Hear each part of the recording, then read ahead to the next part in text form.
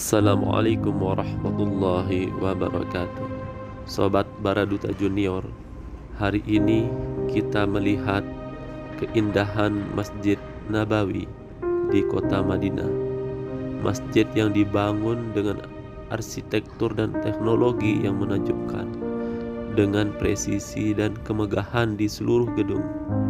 Keindahan masjid ini ada pada teknologi, arsitektur, pengelolaan, efisiensi dan presisinya, mulai dari interior sampai dengan bagian luarnya, mulai dari dalam gedung hingga ke halaman dan atap gedung.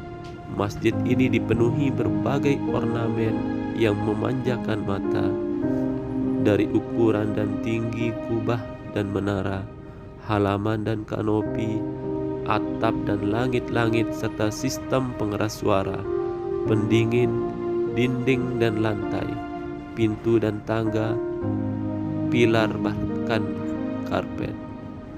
Semuanya mengandung keindahan yang sulit diungkapkan dengan kata-kata. Juru bicara Masjid Nabawi, Syekh Abdul Wahid Al-Hattab, mengatakan kompleks bangunan dan halaman masjid dilengkapi dengan 250 payung otomatis yang dipasang untuk melindungi jemaah dari cuaca panas dan hujan. Sobat Baraduta Junior, sekarang saya ini sedang berada tepat di potongan taman surga, yaitu Al-Raudhah. Untuk mendapatkan posisi di sini tentunya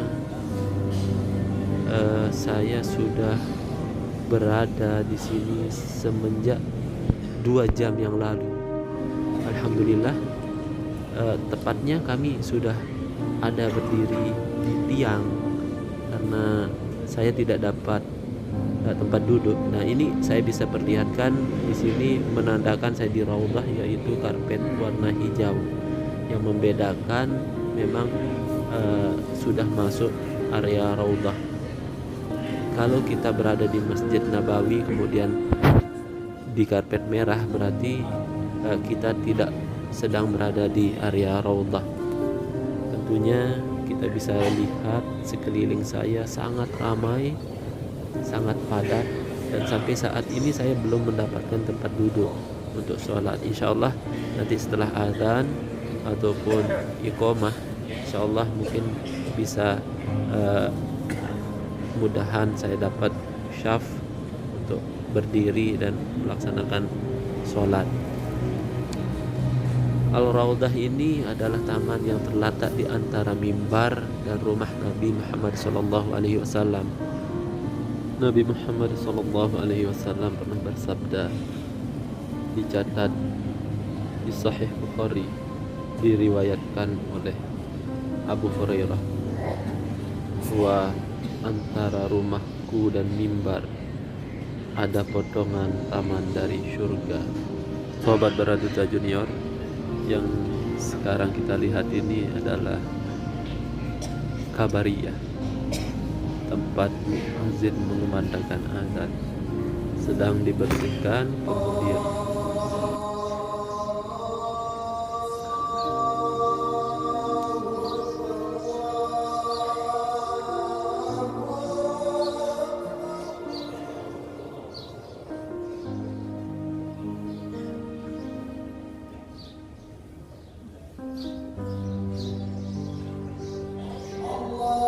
Sobat Baraduta Junior, kita bisa lihat di sini suasana masjid ketika menjelang sholat zuhur. Kita dengar kumandang azan langsung di Mukabariyah yang bisa kita lihat seperti panggung di atas tempat muazin mengumandangkan azan, itu Mukabariyah.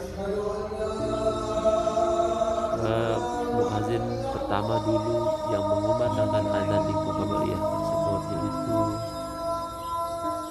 Bilal bin Rabah, muazin pertama Masjid Nabawi. Beliau langsung ditunjuk oleh Rasulullah SAW, Nabi kita, Nabi Muhammad SAW, Wasallam.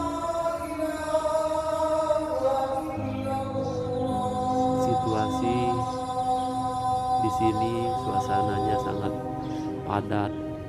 Untuk mendapatkan syaf sholat berjamaah di sini tentunya kita harus datang lebih awal. Setidaknya kita bisa datang dari jam 10 pagi sebelum zuhur, melaksanakan sholat sunat bertahap maju ke depan, dan insya Allah akan mendapatkan syaf di masjid utama. Artinya masjid yang memang dibangun seluas bangunan yang dibangun oleh Nabi Shallallahu Alaihi Wasallam. Posisi kamera di sini, kita berada di belakang sebelah kanan Mukabariyah.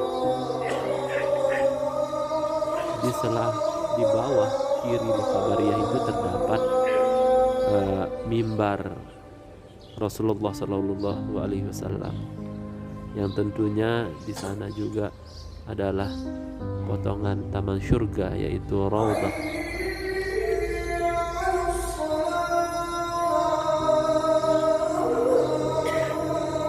Sekarang sahabat Baraduta Junior, masjid ini punya 17 muazin. Seperti apa yang pernah saya dengar, pernah saya baca,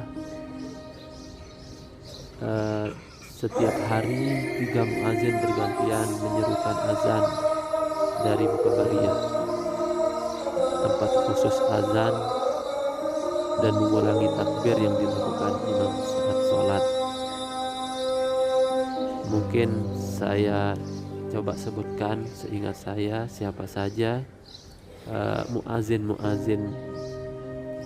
di Masjid Nabawi. Ada Syekh Abdul Majid, kemudian Syekh Abdul Rahman, Syekh Abdul Khattab Al-Hunaini, ada Syekh Adil Khatib, Syekh Ahmed Afifi, Syekh Ahmad Ansyari, Syekh Anas Syarif, Syekh Ashraf Afifi, kemudian Syekh Hasan Bukhari, Syekh Faisal Noman, kemudian Syekh Hasan, Syekh Iyad Syukri, Syekh Mahdi Bari, Syekh Muhammad Majid Hakim, Syekh Muhammad Qasas, kemudian Syekh Sami Dewali, ada Syekh Saud Bukhari, Syekh Umar Kamal yang belum saya sebutkan, Syekh Umar Sumbul, dan Syekh Usama Akhdar. Ya.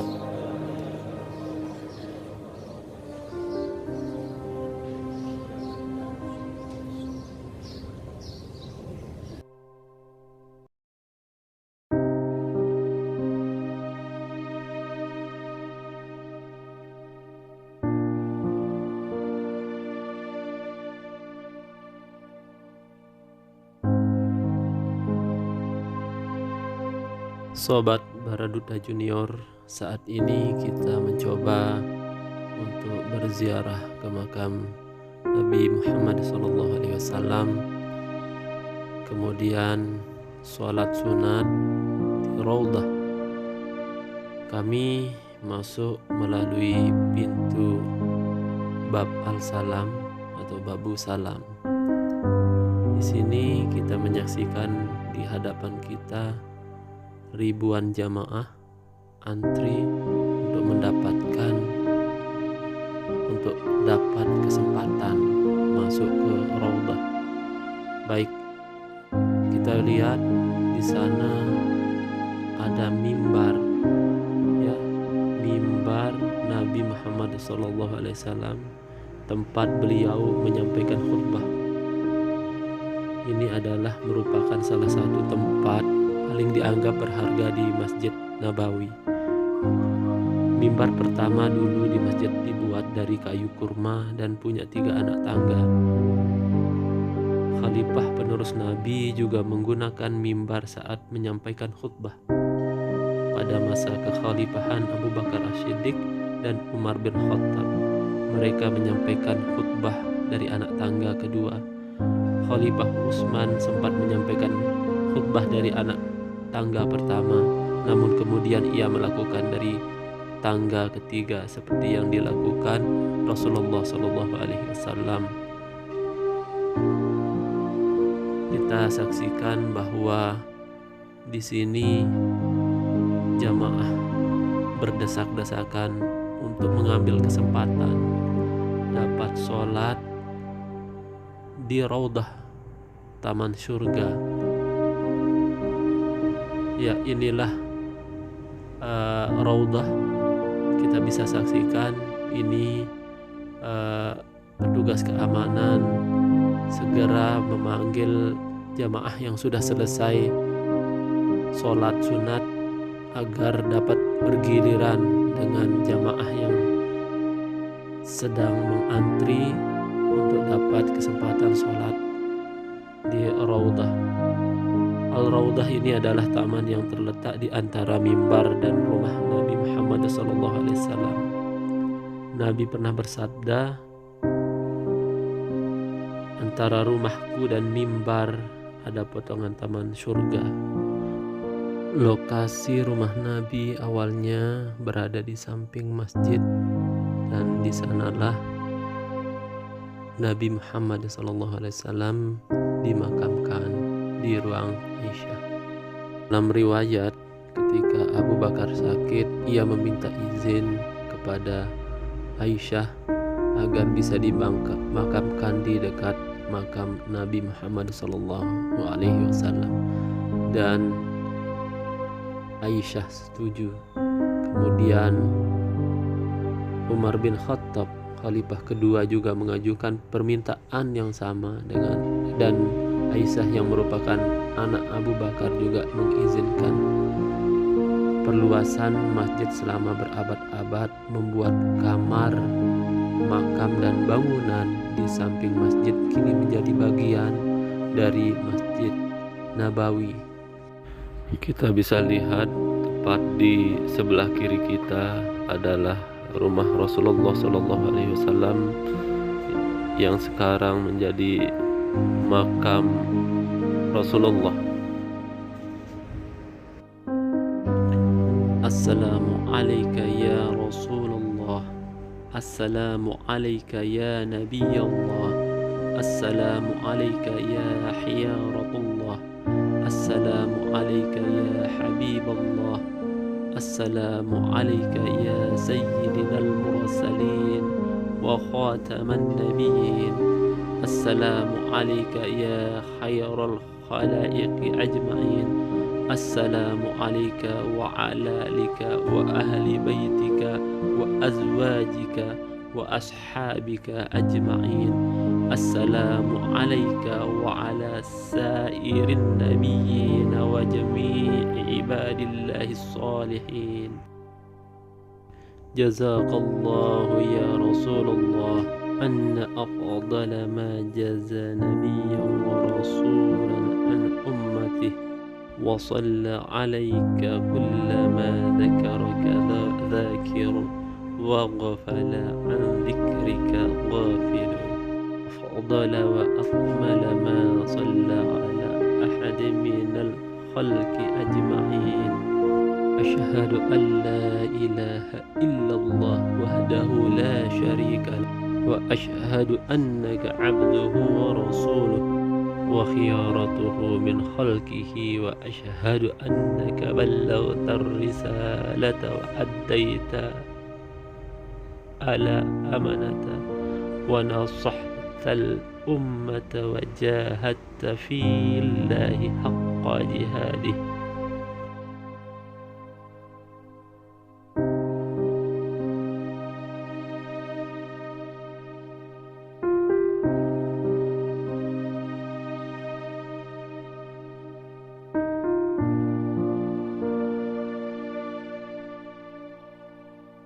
Sobat Baraduda Junior, Masjid Nabawi adalah tempat paling suci kedua bagi umat Islam setelah Masjidil Haram di Makkah.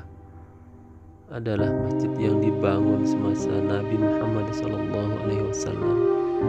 Nabi Muhammad SAW membangun masjid ini pada tahun pertama setelah hijrah dari Mekkah ke Madinah, yang saat itu bernama Yathrib. Al-Masjid Al-Nabawi, nama Arab masjid ini, adalah tempat ibadah kedua yang dibangun di Madinah. Masjid pertama adalah Masjid Quba. Saat ini kita lihat ini adalah suasana para santri, para anak-anak yang belajar Al-Quran kepada Syekh Ustadz yang mengajar di Masjid Nabawi.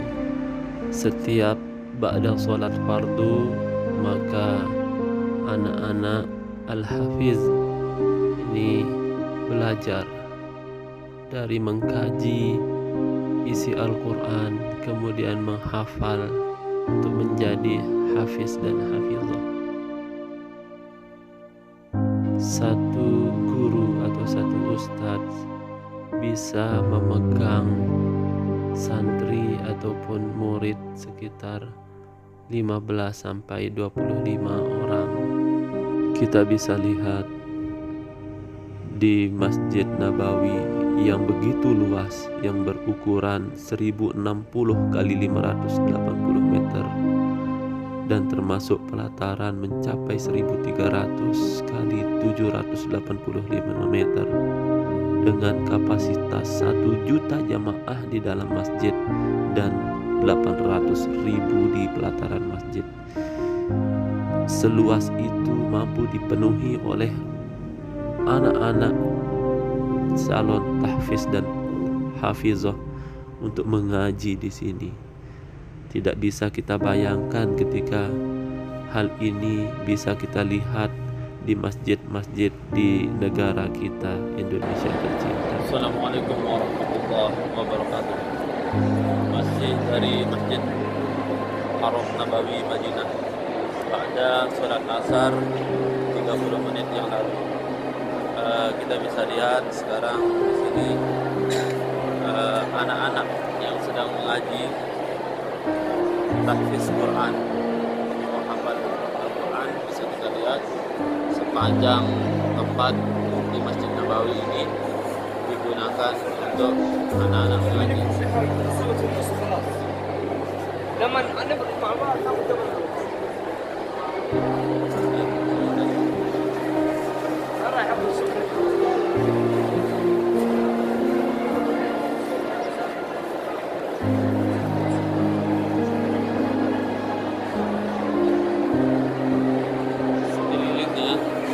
Sekelilingnya masing-masing ada pengajar. Jadi satu pengajar memegang sekitar 10 sampai 15 anak-anak yang diajarkan. Satu ustadz memegang 10 sampai 15 santri. Kemudian ada beberapa tempat digunakan sampai ujung sana, sampai banyak sekali. Insyaallah mudahan di Indonesia bisa seperti ini. Masya Allah, tenang sekali rasanya di sini. Kita bisa melihat anak-anak yang belajar mengaji, menghafal Al-Quran. Insyaallah di masjid-masjid kita di Lombok khususnya, di Indonesia pada umumnya, mudahan kita bisa seperti ini. Setiap sholat 5 waktu dipadatkan oleh jamaah, berjuta-juta jamaah di sini. Kemudian setelah selesai sholat asar, maka anak-anak pada mengaji, sangat ramai sekali. Oke, terima kasih. Assalamualaikum warahmatullahi wabarakatuh. Sobat Baraduta Junior, kita melihat jamaah yang baru keluar dari masjid yang telah melaksanakan sholat berjamaah di Masjid Nabawi. Jutaan orang keluar di setiap pintu dan gerbang yang jumlah gerbangnya sebanyak 41 gerbang. Di atas setiap pintu terdapat plakat batu dengan aksara Arab. Jumlah keseluruhan pintu adalah 85. Beberapa gerbang memiliki pintu 1, 2, 3, atau bahkan 5 pintu. Di pelataran masjid yang luas ini dapat menampung lebih dari 800.000 jamaah yang sudah dilengkapi dengan 250 payung besar yang teknologi tinggi yang dapat melindungi area seluas 143.000 meter persegi. Baik Sobat Baraduta Junior, sampai di sini dulu ulasan seputaran dalam Masjid Nabawi dan pelataran Masjid Nabawi. Dukung terus channel Baraduta Junior untuk terus berkembang, dan ingat subscribe, like, comment, and share. Terima kasih sudah menonton channel Baraduta Junior. Wassalamualaikum warahmatullahi wabarakatuh.